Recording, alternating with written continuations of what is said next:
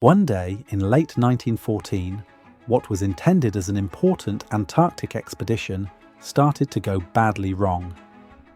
On this day began a 2-year nightmare of hardship, catastrophe, and ultimately heroism of the highest order.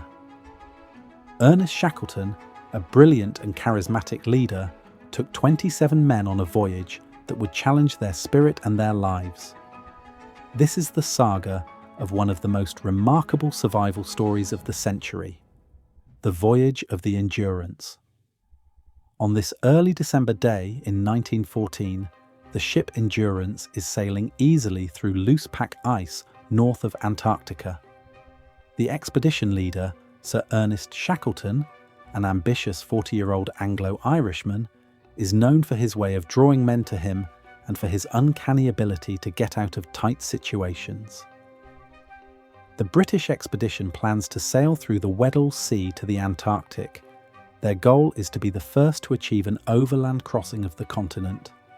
Contemporary accounts describe Shackleton's expeditions as thrown together at the last minute, always short of cash, yet fueled by his boundless energy, enthusiasm, and ambition.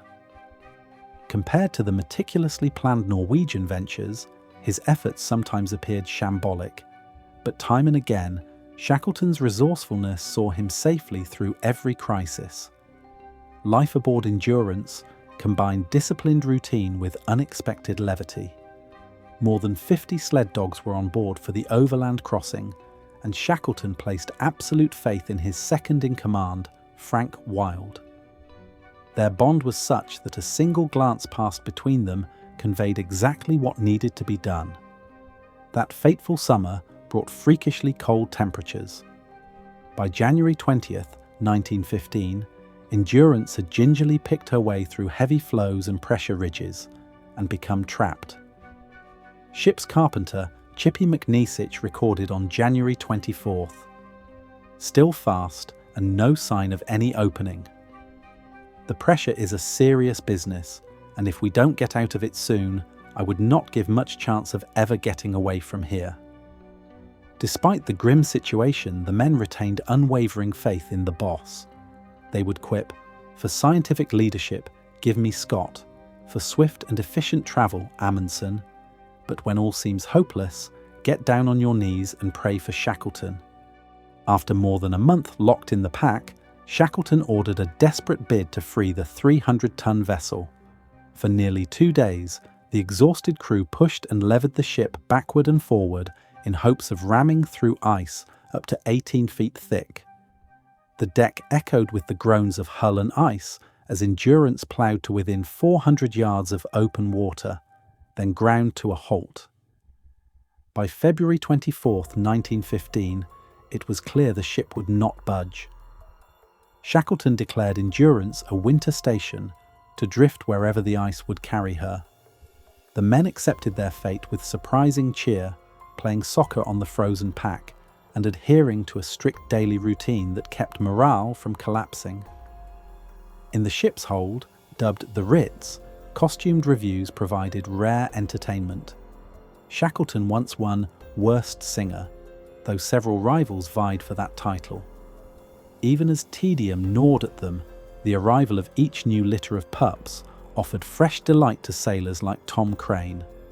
The dogs, once tools, became beloved pets. That complacency was shattered one April evening when millions of tons of ice heaved against the ship. Shackleton later recalled, "During the night of the 3rd, we heard ice grinding eastward. By morning, young ice had rafted 8 to 10 feet high alongside Endurance. I ordered every accumulation of snow, ice, and debris shoveled away, but even her 3-foot thick hull could not withstand such power." On July 14th, a slight shock under the keel sounded like ice breaking. Shackleton ordered a special watch through a long, exhausting night, only to awaken to even greater pressure. Weeks of relentless assaults followed, the wind howling in the rigging like a human in fear of murder. Shackleton warned his men bluntly, "You'd better make up your mind that it is only a matter of time. What the ice gets, the ice keeps." By October 18th, after 9 months trapped, a massive pressure wave keeled Endurance 30 degrees, bending and twisting her until leaks forced the crew to use blankets to staunch the flow. On October 27th, Shackleton gave the order to abandon ship. With hull and stores lost, he told his men simply, "Ship and stores are gone, so now we'll go home." In his diary, however, he confessed, "I pray God I can manage to get the whole party to civilization." Stranded some 1,200 miles from help, they set out on foot across an impassable, ever-shifting ice sea. Odds against their survival estimated at 20 to 1. For 6 months they camped on hazardous floes, hunting seals and penguins, as food dwindled to 1 biscuit and 3 lumps of sugar per man each day. Ship's doctor James McElroy recorded, "I think the boss was a bit improvident, not getting all the food in while the going was good, but it was worth the risk." On March 30th, Shackleton ordered the surviving dogs shot for meat. The men drifted tantalizingly close to the Peltier supply depot, only to slip past it, still 1,300 miles from safety. Yet Shackleton's presence and command prevented despair. Whenever a crew member asked, "What do we do now, boss?" he provided direction and purpose. When the ice began to break up on April 9th, they hauled their gear onto 3 small boats and faced a roaring southern ocean. For 7 days they endured ferocious storms, sleepless exhaustion, and swollen tongues that made swallowing impossible. Navigator Frank Worsley, his vision failing, took a single sun sighting and trusted dead reckoning for the rest of their course. On April 15th, they reached the bleak shores of Elephant Island, solid ground at last after 16 months without landfall. A hot meal and a drink revived them, but the island lay far from rescue. Shackleton resolved to sail on, aiming for the whaling station on South Georgia, some 800 miles away. On April 23rd, he entrusted Frank Wild with command should he perish, penning a note that asked only to convey Shackleton's love and record that "I tried my best." 22 men watched as Shackleton and 5 companions pushed off in a 23-foot open boat. Within 3 days, a gale of 50-foot waves battered them through 16 more days of near-constant storm. When against all odds, they sighted South Georgia on May 8th, they spent nearly 2 days fighting treacherous surf to land, and lost a pivotal rudder pin in the chaos. Wet and weakened, they faced a final ordeal, an uncharted crossing of mountainous glaciated terrain. Shackleton, no trained mountaineer, led Frank Worsley and Surgeon Tom Crean up impossibly steep slopes.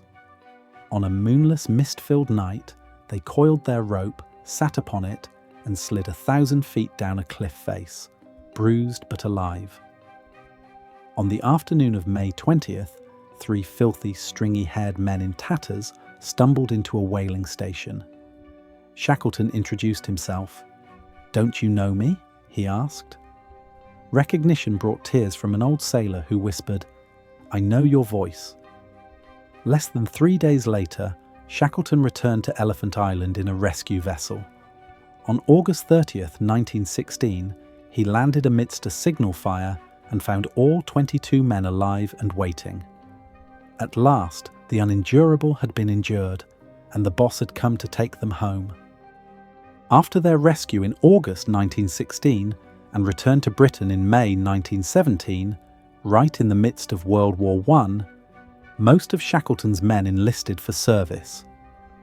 Of the 28 who had endured the Weddell Sea ordeal, 2 were killed in the conflict. Thanks for watching. If you'd like to hear more of these incredible survival stories, tune in next time and tell me in the comments below which expedition you'd like to explore next.